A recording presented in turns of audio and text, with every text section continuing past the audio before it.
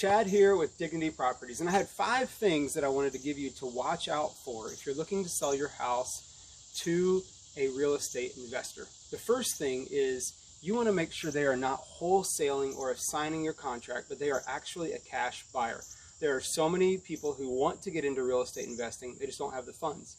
So what they do is they lock your property up in a binding contract for X amount of time, and they say they have to go and find a buyer, and they're just the middleman. They're hoping to make a commission in the middle, $5,000, $10,000 profit, just for finding somebody like ourselves who actually has the money and can afford to buy your property.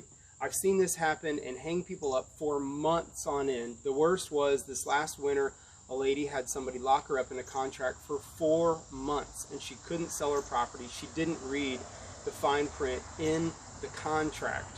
So we try to work hard to give you an agreement that helps you feel comfortable knowing that we actually have cash.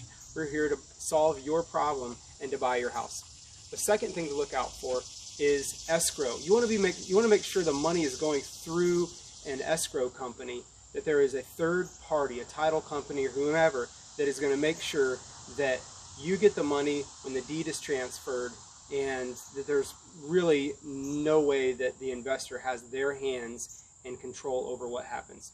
The third thing is an inspection period. Now, a lot of investors, they want to have an inspection on your property to make sure that they know what they're getting into, and that's usually reasonable. But what is not reasonable is a long, drawn-out period for that inspection and multiple times of going through your house. Now, with us, we usually have an inspector review your house within a few days, and we give you an answer on if we think we're going to move forward or not.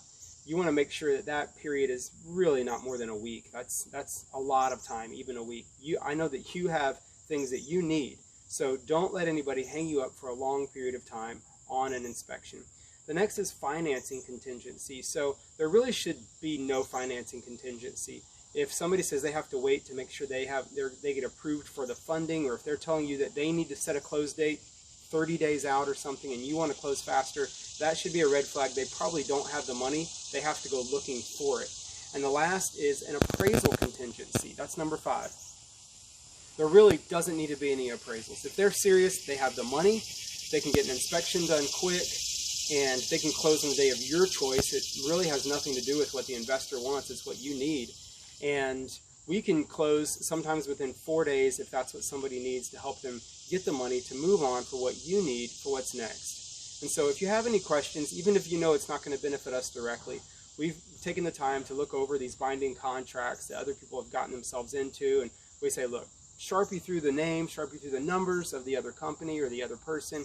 We don't care to see that. We'd be happy to just browse over that contract and make sure it looks like something that is not going to lock you up. We're happy to do that. We've done that many times for other people. It hasn't benefited us directly other than just knowing that we're helping somebody not get into a bad situation. So if you have any questions, feel free to reach out, give us an email, pick up the phone, give us a call. And as always, from call to close, us at Dignity Properties, we will always treat you as dignity.